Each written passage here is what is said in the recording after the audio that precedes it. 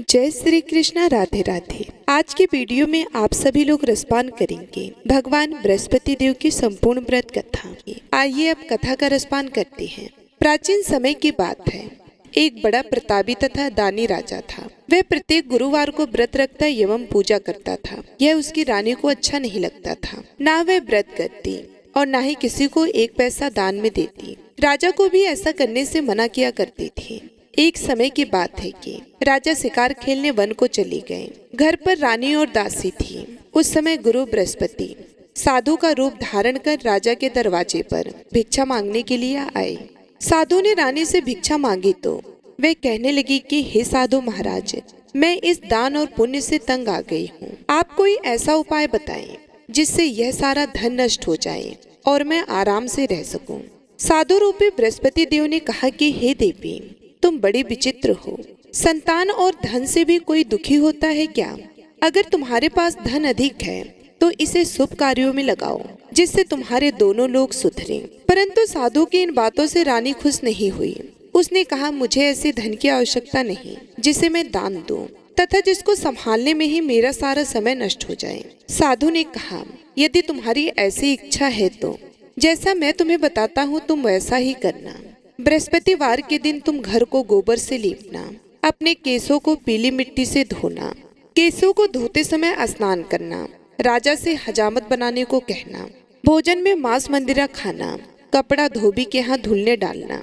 इस प्रकार 7 बृहस्पतिवार करने से तुम्हारा समस्त धन नष्ट हो जाएगा। इतना कहकर साधु बने बृहस्पति देव अंतर ध्यान हो गए। साधु के कहे अनुसार रानी को केवल 3 बृहस्पतिवार ही बीते थे कि उसकी समस्त धन संपत्ति नष्ट हो गई। भोजन के लिए परिवार तरसने लगा। एक दिन राजा ने रानी से बोला कि हे रानी, तुम यहीं रहो, मैं दूसरे देश को जाता हूँ, क्योंकि यहाँ पर मुझे सभी जानते हैं, इसलिए मैं कोई छोटा कार्य नहीं कर सकता।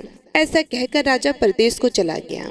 वहाँ वह जंगल से लकड़ी काट कर लाता और शहर में बेचता। इस तरह वह अपना जीवन व्यतीत करने लगा। इधर राजा के बिना रानी और दासी दुखी रहने लगे। एक समय जब रानी और दासियों को 7 दिन बिना भोजन के रहना पड़ा तो रानी ने अपने दासी से कहा कि हे दासी, पास ही के नगर में मेरी बहन रहती है, वह बड़ी धनवान है, तो उसके पास जा और कुछ लिया ताकि थोड़ा बहुत गुजर बसर हो जाए। दासी रानी के बहन के पास गई। उस दिन बृहस्पतिवार था। रानी की बहन उस समय बृहस्पतिवार की कथा सुन रही थी। दासी ने रानी की बहन को अपनी रानी का संदेश दिया, लेकिन रानी की बहन ने कोई उत्तर नहीं दिया। जब दासी को रानी की बहन से कोई उत्तर नहीं मिला तो वह बहुत दुखी हुई। उसे क्रोध भी आया। दासी ने वापस आकर रानी को सारी बात बता दी। सुनकर रानी ने अपने भाग्य को कोसा। उधर रानी की बहन ने सोचा कि मेरी बहन की दासी आई थी, परंतु मैं उससे नहीं बोली, इससे वह बहुत दुखी हुई होगी। कथा सुनकर और पूजन समाप्त कर मैं अपनी बहन के घर गई और कहने लगी कि हे बहन, मैं बृहस्पतिवार का व्रत कर रही थी, तुम्हारी दासी गई, परंतु जब तक कथा होती है तब तक ना उठते हैं और ना बोलते हैं, इसलिए मैं नहीं बोली। कहो दासी क्यों गई थी? रानी बोली, बहन, हमारे घर अनाज नहीं था। ऐसा कहते कहते रानी की आंखें भर आई। उसने दासियों समेत भूखा रहने के बाद भी अपने बहन को बता दी। रानी की बहन बोली, बहन देखो, बृहस्पति देव भगवान सबकी मनोकामना पूर्ण करते हैं। देखो शायद तुम्हारे घर में अनाज रखा हो। यह सुनकर दासी घर के अंदर गई तो वहां उसे एक घड़ा अनाज का भरा मिल गया। उसे बड़ी हैरानी हुई क्योंकि उसने एक एक बर्तन देख लिया था। उसने बाहर आकर रानी को बताया। दासी रानी से कहने लगी कि हे रानी, जब हमको भोजन नहीं मिलता तो हम व्रत ही तो करते हैं, इसलिए क्यों ना इनसे व्रत और कथा की विधि पूछ ली जाए, हम भी व्रत किया करेंगे। दासी के कहने पर रानी ने अपनी बहन से बृहस्पतिवार व्रत के बारे में पूछा। उसकी बहन ने बताया कि बृहस्पतिवार के व्रत में चने की दाल और मुनक्का से विष्णु भगवान का केले की जड़ में पूजन करें तथा दीपक जलाएं, पीला भोजन करें तथा कथा सुने। इससे गुरु बृहस्पति भगवान प्रसन्न होते हैं और मनोकामना पूर्ण करते हैं। व्रत और पूजन की विधि बताकर रानी की बहन अपने घर लौट आई। रानी और दासी दोनों ने निश्चय किया कि बृहस्पति देव भगवान का पूजन जरूर करेंगे। 7 रोज बाद जब बृहस्पतिवार आया तो उन्होंने व्रत रखा। घूड़ साल में जाकर चना और गुड़ बीन लाई। तथा उसके दाल से केले की जड़ तथा विष्णु भगवान का पूजन किया। अब पीला भोजन कहाँ से आए? दोनों बड़ी दुखी हुई, परंतु उन्होंने व्रत किया था, इसलिए बृहस्पति देव भगवान प्रसन्न थे। एक साधारण व्यक्ति के रूप में वे 2 थाली में सुंदर पीला भोजन लेकर आए और दासी को देकर बोले कि हे दासी, यह भोजन तुम्हारे लिए और तुम्हारी रानी के लिए है, इसे तुम दोनों ग्रहण करना। दासी भोजन पाकर बहुत प्रसन्न हुई। उसने रानी को सारी बात बताई। उसके बाद से वे प्रत्येक बृहस्पतिवार को गुरु भगवान का व्रत और पूजन करने लगी। बृहस्पति भगवान की कृपा से उनके पास धन हो गया, परंतु रानी फिर पहले की तरह आलस्य करने लगी। तब दासी बोली, देखो रानी, तुम पहले भी इस प्रकार आलस्य करती थी, तुम्हें धन के रखने में कष्ट होता था, इस कारण सभी धन नष्ट हो गए। अब गुरु बृहस्पति भगवान की कृपा से धन मिला है, तो फिर तुम्हें आलस्य होता है। बड़ी मुसीबतों के बाद हमने यह धन पाया है, इसलिए हमें दान पुण्य करना चाहिए। अब तुम भूखे मनुष्यों को भोजन कराओ, प्याऊ लगवाओ, ब्राह्मणों को दान दो, कुआं, तालाब, बावड़ी आदि का निर्माण कराओ, मंदिर पाठशाला बनाकर ज्ञान दान दो, कुंवारी कन्याओं का विवाह करवाओ, अर्थात धन को शुभ कार्यों में खर्च करो, जिससे तुम्हारे कुल का यश बढ़े तथा स्वर्ग प्राप्त हो और पितर भी प्रसन्न हो। दासी की बात मानकर रानी शुभ कर्म करने लगी। उसका यश फैलने लगा। एक दिन रानी और दासी आपस में विचार करने लगी कि न जाने राजा किस दशा में होंगे, उनकी कोई खोज खबर भी नहीं है। उन्होंने श्रद्धा पूर्वक गुरु बृहस्पति भगवान से प्रार्थना की कि राजा कहीं भी हो, शीघ्र वापस आ जाए। उधर राजा प्रदेश में बहुत दुखी रहने लगा। वह प्रतिदिन जंगल से लकड़ी बीन कर लाता और उसे शहर में बेचकर अपने दुखी जीवन को बड़ी कठिनता से व्यतीत करता। एक दिन दुखी होकर अपनी पुरानी बातों को याद करके वह रोने लगा और उदास हो गया। उसी समय राजा के पास बृहस्पति देव साधु के भेष में आकर बोले, हे लकड़हारे, तुम इस सुनसान जंगल में किस चिंता में बैठे हो, मुझे बतलाओ। यह सुनकर राजा के नेत्रों में जल भर आया। साधु की वंदना कर राजा ने अपनी संपूर्ण कहानी सुना दी। महात्मा दयालु होते हैं। वे राजा से बोले, हे राजा, तुम्हारी पत्नी ने बृहस्पति देव के प्रति अपराध किया था, जिसके कारण तुम्हारी यह दशा हुई। अब तुम चिंता मत करो, भगवान तुम्हें पहले से अधिक धन देंगे। देखो, तुम्हारी पत्नी ने बृहस्पतिवार का व्रत प्रारंभ कर दिया है।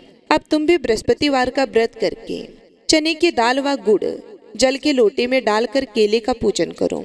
फिर कथा कहो या सुनो, भगवान तुम्हारी सब मनोकामनाओं को पूर्ण करेंगे। साधु की बात सुनकर राजा बोला कि हे प्रभु, लकड़ी बेचकर तो इतना पैसा बचता ही नहीं है जिससे भोजन के उपरांत कुछ बचा सकूं। मैंने रात्रि में अपनी रानी को व्याकुल देखा है। मेरे पास कोई साधन नहीं जिससे उसका समाचार जान सकूं। फिर मैं कौन सी कहानी कहूँ, यह भी मुझको मालूम नहीं है। साधु ने कहा, हे राजा, मन में बृहस्पति भगवान की पूजन व्रत का निश्चय करो। वे स्वयं तुम्हारे लिए कोई राह बना देंगे। बृहस्पतिवार के दिन तुम रोजाना की तरह लकड़ियां लेकर शहर में जाना। तुम्हें रोज से दुगना धन मिलेगा, जिससे तुम भली भांति भोजन कर लोगे तथा बृहस्पति देव की पूजा का सामान भी आ जाएगा। जो तुमने बृहस्पतिवार की कहानी के बारे में पूछा है वह इस प्रकार है। प्राचीन काल में एक बहुत ही निर्धन ब्राह्मण था। उसकी कोई संतान नहीं थी। वह नित्य पूजा पाठ करता। उसकी स्त्री ना स्नान करती और न किसी देवता का पूजन करती। इस कारण ब्राह्मण देवता बहुत दुखी रहते थे। भगवान की कृपा से ब्राह्मण के यहाँ एक कन्या उत्पन्न हुई। कन्या बड़ी होने लगी। प्रातः स्नान करके वे भगवान विष्णु का जप करती, बृहस्पतिवार का व्रत भी करने लगी। पूजा पाठ समाप्त कर पाठशाला जाती तो अपनी मुट्ठी में जौ भर के ले जाती और पाठशाला के मार्ग में डालती जाती। लौटते समय वही जौ स्वर्ण के हो जाते तो उनको बीन कर घर ले आती। एक दिन वह बालिका सूप में उन सोने के जौ को फटकार कर साफ कर रही थी कि तभी उसकी माँ ने देख लिया और कहा कि हे बेटी, सोने के जौ को फटकने के लिए सोने का सूप भी तो होना चाहिए। दूसरे दिन गुरुवार था। कन्या ने व्रत रखा और बृहस्पति देव से सोने का सूप देने की प्रार्थना की। बृहस्पति देव ने उसकी प्रार्थना स्वीकार कर ली। रोजाना की तरह वह कन्या जौ फैलाती हुई पाठशाला चली गई। पाठशाला से लौटकर जब वह जौ बीन रही थी तो बृहस्पति देव की कृपा से उसे सोने का सूप मिला। उसे वह घर लेकर आई और उससे जौ साफ करने लगी, परंतु उसकी माँ का वही ढंग रहा। एक दिन की बात है, कन्या सोने के सूप में जब जौ को साफ कर रही थी। उस समय उस नगर का राजकुमार वहां से निकला। कन्या के रूप और कार्य को देखकर वह उस पर मोहित हो गया। राजमहल आकर वह भोजन तथा जल त्याग कर उदास होकर लेट गया। राजा को जब राजकुमार द्वारा अन्न जल त्यागने का समाचार ज्ञात हुआ तो अपने मंत्रियों के साथ वह अपने पुत्र के पास गया और कारण पूछा। राजकुमार ने राजा को उस लड़की के घर का पता भी बता दिया। मंत्री उस लड़की के घर गया। मंत्री ने ब्राह्मण के समक्ष राजा की ओर से निवेदन किया। कुछ ही दिन बाद ब्राह्मण की कन्या का विवाह राजकुमार के साथ संपन्न हो गया। कन्या के घर से जाते ही ब्राह्मण के घर में पहले की भांति गरीबी का निवास हो गया। एक दिन दुखी होकर ब्राह्मण अपनी पुत्री से मिलने गया। बेटी ने पिता की अवस्था को देखा और अपनी माँ का हाल पूछा। ब्राह्मण ने सभी हाल कह सुनाया। कन्या ने बहुत सा धन देकर अपने पिता को विदा कर दिया। लेकिन कुछ दिन बाद फिर वही हाल हो गया। ब्राह्मण फिर अपनी कन्या के यहाँ गया और सभी हाल कहा। पुत्री बोली, हे पिताजी, आप माताजी को यहाँ ले आओ, मैं उन्हें यह विधि बता दूंगी जिससे गरीबी दूर हो जाए।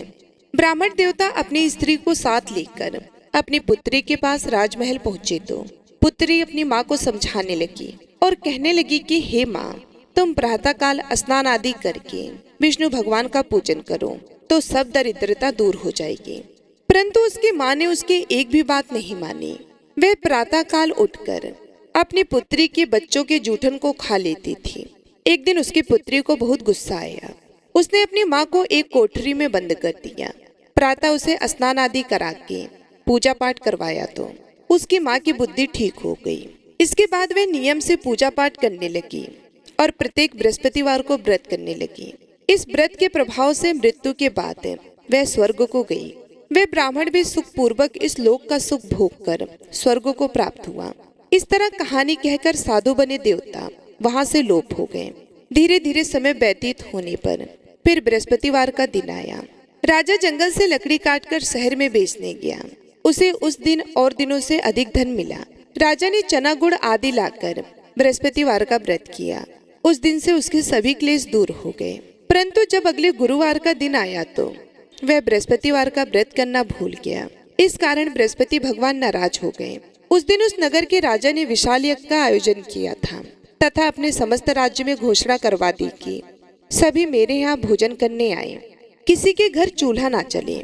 इस आज्ञा को जो नहीं मानेगा उसको फांसी दे दी जाएगी। राजा के आज्ञा अनुसार राज्य के सभी वासी राजा के भोज में सम्मिलित हुए।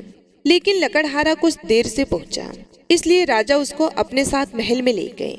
जब राजा लकड़हारे को भोजन करा रहे थे तो रानी की दृष्टि उस खूंटी पर पड़ी जिस पर उसका हार लटका हुआ था। उसे हार खूंटी पर लटका दिखाई नहीं दिया। रानी को निश्चय हो गया कि मेरा हार इस लकड़हारे ने चुरा लिया है। उसी समय सैनिक बुलवाकर उसको जेल में डलवा दिया। लकड़हारा जेल में विचार करने लगा कि ना जाने कौन से पूर्व जन्म के कर्म से मुझे यह दुख प्राप्त हुआ है, और जंगल में मिले साधु को याद करने लगा। तत्काल बृहस्पति देव साधु के रूप में प्रकट हो गए और कहने लगे कि अरे मूर्ख, तूने बृहस्पति देवता की कथा नहीं की, उसी कारण तुझे यह दुख प्राप्त हुआ है। अब तू चिंता मत कर। बृहस्पतिवार के दिन जेल खाने के दरवाजे पर तुझे 4 पैसे पड़े मिलेंगे। उनसे तू बृहस्पतिवार की पूजा करना तो तेरे सभी कष्ट दूर हो जाएंगे। अगले बृहस्पतिवार उसे जेल के द्वार पर 4 पैसे मिले। राजा ने पूजा का सामान मंगवाकर कथा कही और प्रसाद बांटा। उसी रात्रि में बृहस्पति देव ने उस नगर के राजा को स्वप्न में कहा, हे राजा, जिसे तूने जेल में बंद किया है उसे कल छोड़ देना, वह निर्दोष है। राजा प्रातः काल उठा और खूंटी पर हाथ टंगा देखकर लकड़हारे को बुलाकर क्षमा मांगी तथा राजा के योग्य सुंदर वस्त्र आभूषण भेंट कर उसे विदा किया। गुरुदेव की आज्ञा अनुसार राजा अपने नगर को चल दिया। राजा जब नगर के निकट पहुंचा तो उसे बड़ा ही आश्चर्य हुआ। नगर में पहले से अधिक बाग, तालाब और कुएं तथा बहुत से धर्मशालाएं, मंदिर आदि बने हुए थे। राजा ने पूछा कि यह किसका बाग और धर्मशाला है। तब नगर के सब लोग कहने लगे कि यह सब रानी और दासी द्वारा बनवाए गए हैं। राजा को आश्चर्य हुआ और गुस्सा भी आया कि उसके अनुपस्थिति में रानी के पास धन कहाँ से आया होगा। जब रानी ने यह खबर सुनी कि राजा आ रहे हैं तो उसने अपनी दासी से कहा कि हे दासी, देख राजा हमको कितनी बुरी हालत में छोड़ के गए थे, वे हमारी ऐसी हालत देखकर लौट ना जाएं। इसलिए तू दरवाजे पर खड़ी हो जा। रानी के आज्ञा अनुसार दासी दरवाजे पर खड़ी हो गई और जब राजा आए तो उन्हें अपने साथ महल में लिवा लाई। तब राजा ने क्रोध करके अपनी तलवार निकाली और पूछने लगी कि बताओ, यह धन तुम्हें कैसे प्राप्त हुआ है। तब रानी ने सारी कथा कह सुनाई।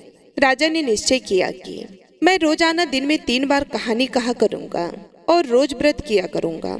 अब हर समय राजा के दुपट्टे में चने की दाल बंधी रहती तथा दिन में 3 बार कथा कहता। एक रोज राजा ने विचार किया कि चलो अपनी बहन के यहाँ हो आऊं।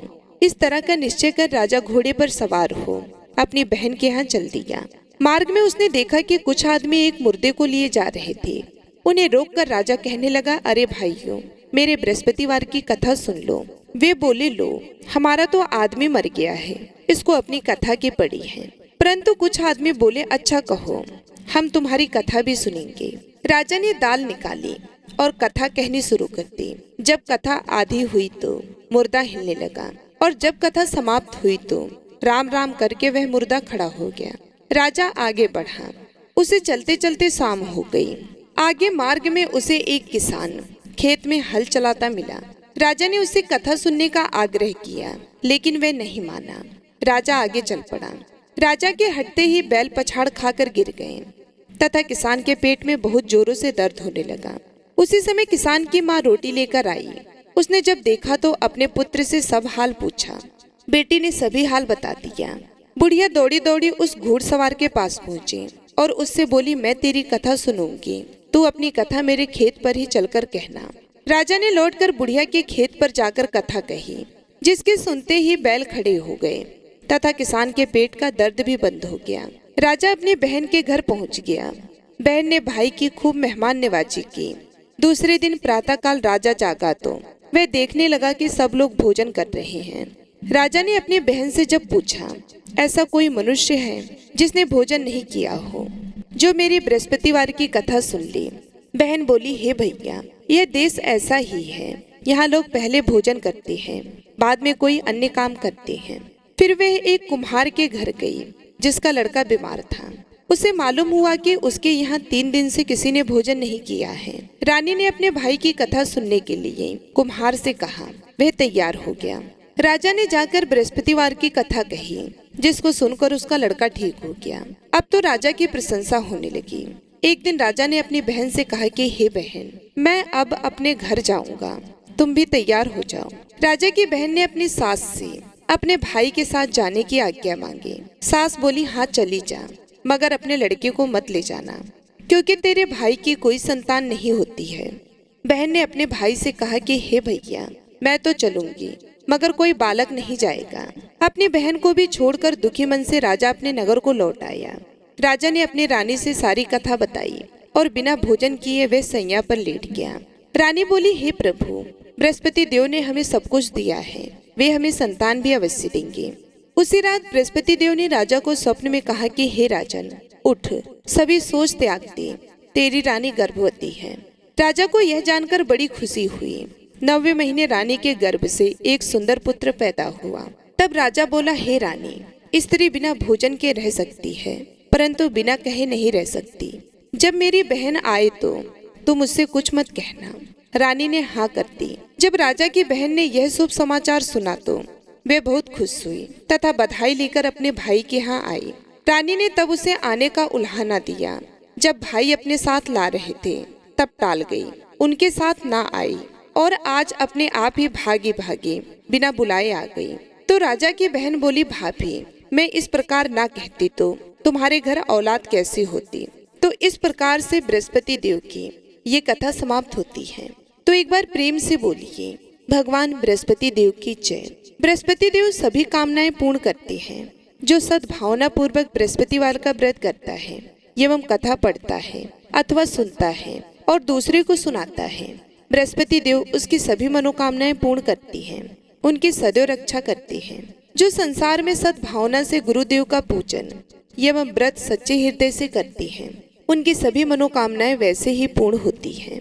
जैसे सच्ची भावना से रानी और राजा ने बृहस्पति देव की कथा का गुणगान किया तो उनकी सभी इच्छाएं बृहस्पति देव ने पूर्ण की। अनजाने में भी बृहस्पति देव की उपेक्षा ना करें, ऐसा करने से सुख शांति नष्ट हो जाती है। इसलिए सबको कथा सुनने के बाद प्रसाद लेकर जाना चाहिए। हृदय से उनका मनन करते हुए जयकारा बोलना चाहिए। तो बोलिए भगवान बृहस्पति देव की जय। अब आइए सुनते हैं लपसी और तपसी की कथा, जो कि हर व्रत के बाद में अवश्य सुनना चाहिए, क्योंकि ऐसा कहा जाता है कि बगैर लपसी और तपसी की कथा सुने बगैर कोई भी व्रत कथा पूर्ण नहीं होता। तो आइए बड़ी ही श्रद्धा से लपसी और तपसी की कथा को सुनते हैं। एक लपसी था, एक तपसी था। तपसी हमेशा भगवान की तपस्या करता था। तपसी हमेशा भगवान की तपस्या करता था, लेकिन उसे चोरी करने की आदत थी। लपसी हमेशा सवा सेर की लपसी बनाता और पहले भगवान को भोग लगाता, उसके बाद में स्वयं भोजन करता। दोनों भाइयों का यही नियम था। तो एक दिन किसी बात को लेकर दोनों में कहासुनी हो गई।